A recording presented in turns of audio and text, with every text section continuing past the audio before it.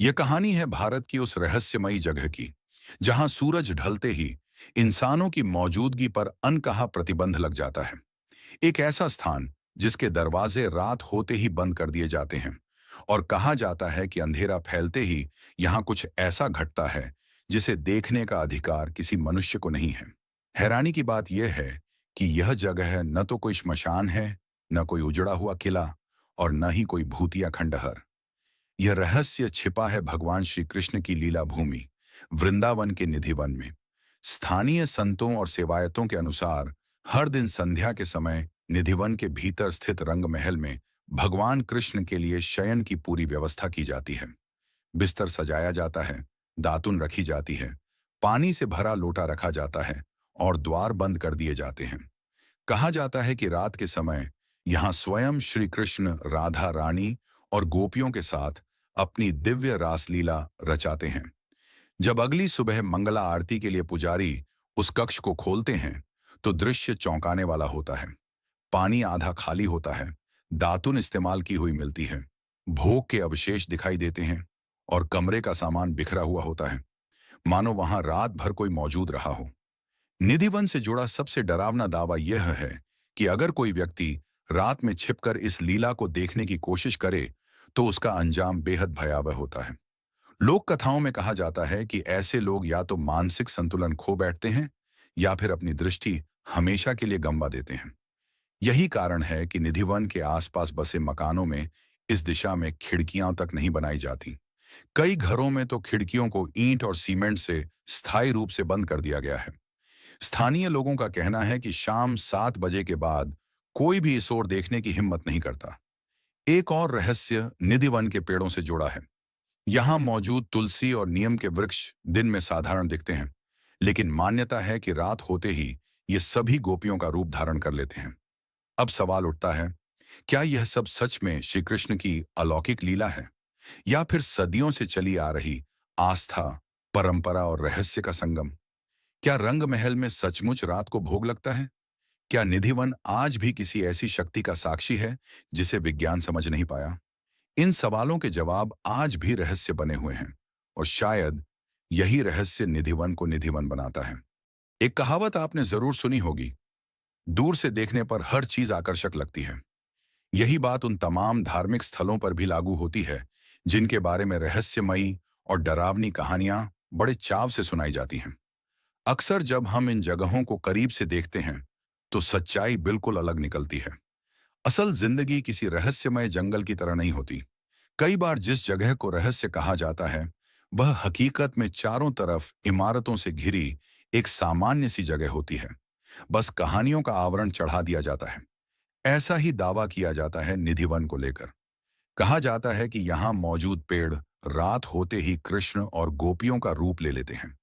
यही वजह बताई जाती है कि बीचों बीच स्थित ठाकुर जी के मंदिर में हर रात पान, मिठाई और श्रृंगार की वस्तुएं रखी जाती हैं जो सुबह इस्तेमाल की हुई दिखाई देती हैं।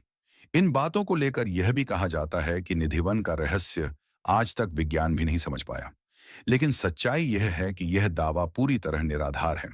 दरअसल इन कथित रहस्यों की जांच पड़ताल करने की अनुमति किसी को नहीं दी जाती। इस जगह से जुड़ी कहानियां बिल्कुल वैसी ही हैं जैसे कोई व्यक्ति कहे कि उसके घर के पीछे रोज परियां आती हैं, लेकिन उन्हें देखने की इजाजत किसी को नहीं है। और अगर कोई देखने की कोशिश करे तो उसे डराया जाए कि वह पागल या अंधा हो जाएगा। अब सवाल उठता है, अगर कोई चीज सच में हो रही है तो उसे देखने से डर क्यों? इसी सवाल का जवाब ढूंढने के लिए एक यूट्यूबर गौरव ने अपने दोस्तों के साथ निधिवन की सच्चाई जानने की कोशिश की। उन्होंने दीवार पार कर अंदर जाकर पूरी जगह का वीडियो रिकॉर्ड किया। इस वीडियो से साफ हो गया कि वहां कोई रासलीला नहीं हो रही थी। वीडियो के सामने आने के बाद मंदिर के पुजारियों ने गौरव पर केस कर दिया, जिसके चलते उसे अपने चैनल से वह वीडियो हटाना पड़ा। हालांकि आज भी वह वीडियो इंटरनेट पर कई अन्य चैनलों पर मौजूद है। वीडियो की शुरुआत में जब गौरव ने वहां मौजूद एक स्थानीय व्यक्ति से पूछा कि क्या सच में यहाँ चमत्कार होते हैं, तो उसका जवाब बेहद चौंकाने वाला था। उसने साफ कहा कि वहां के लोग सच्चाई जानते हैं, लेकिन खुलकर कुछ नहीं कहते, क्योंकि उनकी आजीविका इन्हीं मान्यताओं से जुड़ी हुई है। आगे वीडियो में गौरव और उसके साथी बगीचे में घूमते दिखाई देते हैं। न कोई रास, न कोई दिव्य दृश्य, सब कुछ सामान्य था। वे मंदिर के अंदर भी जाते हैं, जहां पान, मिठाई और पानी रखा हुआ दिखता है। वीडियो रिकॉर्ड करते समय वहां किसी तरह की अलौकिक घटना नजर नहीं आती। और सबसे अहम बात, उन सभी की आंखें और मानसिक स्थिति पूरी तरह सामान्य रहती हैं।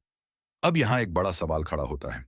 जब यह कहा जाता है कि भगवान कृष्ण यहाँ रात्रि में लीला करते हैं, तो हमें यह नहीं भूलना चाहिए कि वही कृष्ण धर्म की रक्षा के लिए महाभारत जैसे युद्ध का कारण बने थे।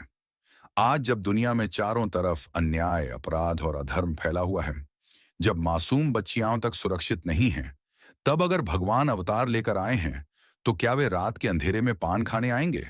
स्पष्ट है कि यह तर्क किसी भी तरह से तार्किक नहीं बैठता। इस भोग को असल में ग्रहण कौन करता है?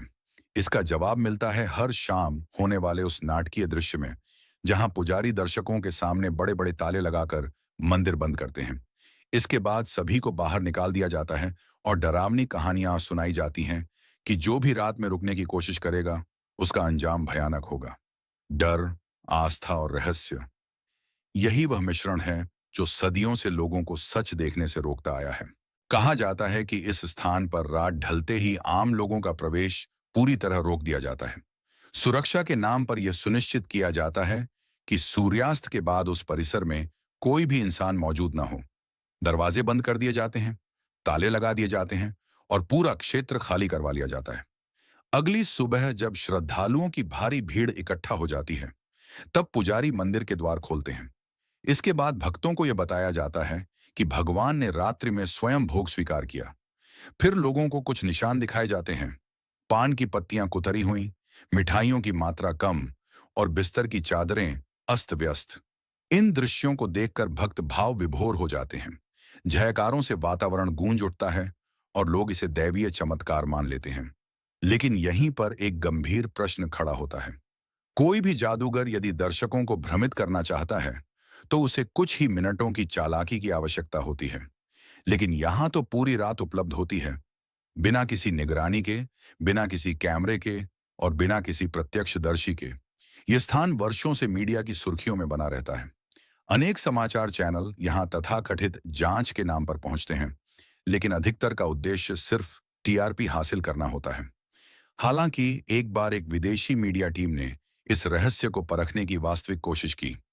टीम ने प्रस्ताव रखा कि रात के समय मंदिर परिसर में कैमरे लगाए जाएं, लेकिन इस सुझाव को तुरंत खारिज कर दिया गया। इसके बाद पत्रकारों ने दूसरा विकल्प रखा। उन्होंने कहा कि यदि कैमरा स्वीकार्य नहीं है, तो वे मंदिर के द्वार पर अपना स्वयं का ताला लगाना चाहते हैं, जिसकी चाबी पुजारियों के पास ही रहे। यह प्रस्ताव भी अस्वीकार कर दिया गया। यहीं से संदेह और गहरा हो जाता है। यदि वास्तव में वहां कुछ भी छुपाने योग्य नहीं है, तो निगरानी से परहेज क्यों और बाहरी ताले से इतनी आपत्ति क्यों? यह संभावना पूरी तरह से नकारा नहीं जा सकती कि यह सब एक सुव्यवस्थित व्यवस्था हो, जिसे श्रद्धा की आड़ में वर्षों से दोहराया जा रहा हो। इस पूरे रहस्य को समझने के लिए वृंदावन की सामाजिक और आर्थिक संरचना को समझना बेहद जरूरी है। वरिष्ठ लेखक और स्थानीय जानकार बताते हैं कि वृंदावन में बड़ी संख्या में ऐसे लोग हैं जो धार्मिक मार्गदर्शक बनकर तीर्थयात्रियों को अपने साथ ले जाते हैं। शुरुआत में उनसे बहुत मामूली राशि ली जाती है, लेकिन धीरे धीरे उन्हें अलग अलग मंदिरों और तथाकथित चमत्कारी स्थलों पर ले जाया जाता है। इनमें से कई स्थान ऐतिहासिक या प्राचीन नहीं होते, बल्कि संकरी गलियों में बने निजी पूजा स्थल होते हैं। फिर दान के नाम पर अलग अलग बहाने सामने आते हैं, कभी गोसेवा, कभी ब्राह्मण भोज, तो कभी विधवा सहायता। राशि बढ़ती जाती है और इन दानों का एक हिस्सा उन मार्गदर्शकों को भी मिलता है जो श्रद्धालुओं को वहां तक लाते हैं। इसका सीधा अर्थ यह है कि पूरी व्यवस्था आस्था से कम और कहानियों से ज्यादा चलती है। यह सवाल किसी की आस्था पर हमला नहीं है, बल्कि यह समझने की कोशिश है कि कहां विश्वास खत्म होता है और कहां व्यवसाय शुरू हो जाता है। दोस्तों, जब हम निधि वन जैसे स्थानों के रहस्यों की बात करते हैं, तो अक्सर हमें बताया जाता है कि वहां कुछ ऐसा होता है जिसे आम इंसान समझ नहीं सकता। लेकिन अगर गहराई से देखा जाए, तो सवाल ये उठता है कि क्या इन कहानियों के पीछे कोई आध्यात्मिक कारण है या फिर इसके पीछे आर्थिक फायदे छिपे हुए हैं। सच कहूं तो यह बात हर कोई स्वीकार नहीं करेगा। मैं जानता हूं कि जो लोग तर्क और विवेक से सोचते हैं, वही इस सच्चाई को समझ पाएंगे। बहुत से लोग इसका विरोध करेंगे, शायद इसलिए क्योंकि सवाल पूछना उन्हें अपनी आस्था पर हमला लगेगा। लेकिन मेरा सवाल किसी आम व्यक्ति से नहीं है। मेरा सवाल उन लोगों से है जो खुद को हिंदू धर्म का सबसे बड़ा रक्षक बताते हैं। अगर आपको पूरा विश्वास है कि भगवान आज भी वृंदावन में निवास करते हैं, अगर सच में वहां रोज चमत्कार होते हैं, तो फिर उस सच्चाई को दुनिया के सामने लाने से आप क्यों डरते हैं? मेरा सीधा सा सुझाव है, विरोध करने से पहले वहां जाइए, खुद देखिए और आधुनिक तकनीक का इस्तेमाल कीजिए। आज के दौर में एक साधारण सा सीसीटीवी कैमरा सब कुछ रिकॉर्ड कर सकता है। अगर वहां वास्तव में अलौकिक घटनाएं होती हैं, तो उन्हें कैमरे में कैद करिए और पूरी दुनिया को दिखाइए। जरा सोचिए, अगर ऐसा हो जाए तो इसका असर कितना बड़ा होगा। आज दुनिया का एक बड़ा हिस्सा ईश्वर पर से भरोसा खो चुका है। नास्तिकता बढ़ रही है। दूसरे धर्मों के लोग हमारे देवी देवताओं को काल्पनिक कहकर मजाक उड़ाते हैं। हिंदुओं को मूर्ति पूजक कहकर नीचा दिखाया जाता है। ऐसे में अगर सिर्फ एक भी चमत्कार वैज्ञानिक तरीके से साबित हो जाए, तो यह सिर्फ हिंदू धर्म के लिए नहीं, बल्कि मानव इतिहास की सबसे बड़ी खोज होगी। पूरी दुनिया भारत की ओर देखेगी। भारत ज्ञान और सत्य का केंद्र बन सकता है। लेकिन सवाल यही है, जब मौका है, जब तकनीक है, तो सनातन संस्थाएं इस दिशा में कदम क्यों नहीं उठाती? और अगर आप यह जानते हैं कि ये सारी बातें सिर्फ आस्था के नाम पर फैलाया गया भ्रम है, अगर यह समझते हैं कि लोगों को भावनाओं के सहारे गुमराह किया जा रहा है और फिर भी आप चुप हैं, तो सोचिए, असल नुकसान किसे हो रहा है? क्योंकि कोई भी धर्म झूठ और धोखे की नींव पर लंबे समय तक टिक नहीं सकता। मैं उन लोगों से बहस नहीं करना चाहता जो आज भी अंधे विश्वास में जी रहे हैं। लेकिन इतना जरूर कहना चाहूंगा, अंधेरे में होने वाली हर चीज चमत्कार नहीं होती। कई बार जिसे दिव्यता कहा जाता है, वह सिर्फ एक सोची समझी चाल होती है। क्या सच में कोई रहस्य है, या फिर लोगों को सिर्फ आस्था के नाम पर अंधा बनाया जा रहा है? अब यह सवाल मैं आप पर छोड़ता हूं। आप इस विषय पर क्या सोचते हैं? अपनी राय कमेंट में जरूर लिखिए। आज के लिए इतना ही दोस्तों। अगर वीडियो पसंद आया हो तो चैनल को सपोर्ट करें और जल्द ही मिलेंगे एक नए विषय के साथ।